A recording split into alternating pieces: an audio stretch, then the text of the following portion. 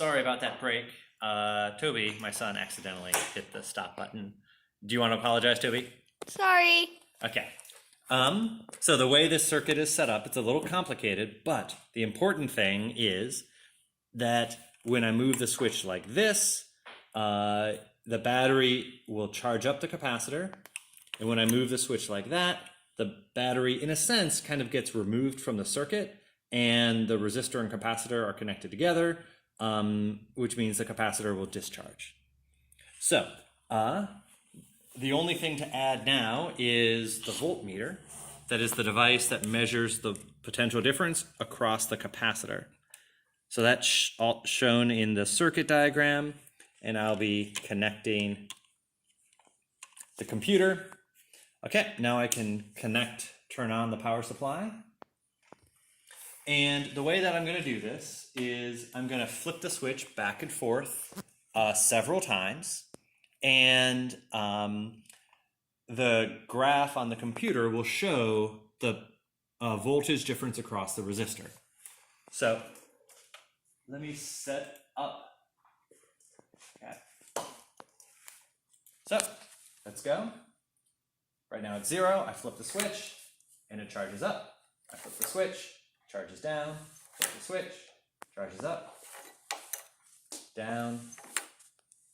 I'm going to do this several times, and then I'm going, every charging and discharging I can fit with the equation that's shown in the lab handout. And there are several numbers that need to be fit there, but the main goal is to measure how quickly it's charging up or how quickly the capacitor is discharging. The prediction is that the charging up and the discharging will happen in an exponential-like way, and the time that describes that exponential behavior is the resistance times the capacitance. In this case, the resistor is 1 mega ohm, the capacitor is 0.1 microfarad, and so you multiply.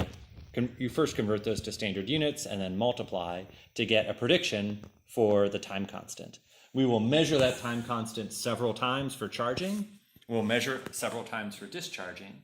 I want you to take those measurements for charging, and you'll measure the time constant by fitting a graph. You'll take all those time constants for charging and calculate an average, standard deviation, and range. And if the theoretical prediction, 10 mega ohms times 0.1 microfarads, if that theoretical prediction is in your experimental range, you have agreement. Then we're going to do the same thing for discharging. Now, you don't have this software at home, so I will do the fitting. I will do a screen capture that shows the numerical results, and you can download that screen capture and write down the appropriate number. Okay, let me just do one as a demonstration. So I'm going to highlight the first charging. That's the first time I flip the switch. I will choose the charging equation. And I'm going to just adjust the endpoint to get just the right amount of data. It's very sensitive.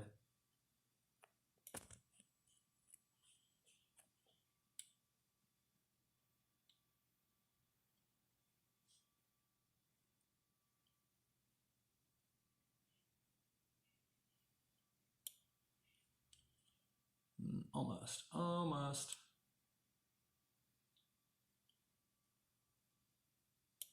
Okay, so this shows, it's labeled RC, and the number is 0.0977. The units there are seconds, so that is the first number for charging. I will do a fit for discharging and charging and discharging and charging, and you should write down every charging and every discharging. It's the number right next to RC, and calculate an average and standard deviation of those numbers. That is, and calculate a range for the charging RC values, a range for the discharging RC values, and see if those ranges overlap with the theoretical prediction, which is the theoretical prediction is the resistance times the capacitance. Okay, let's stop there.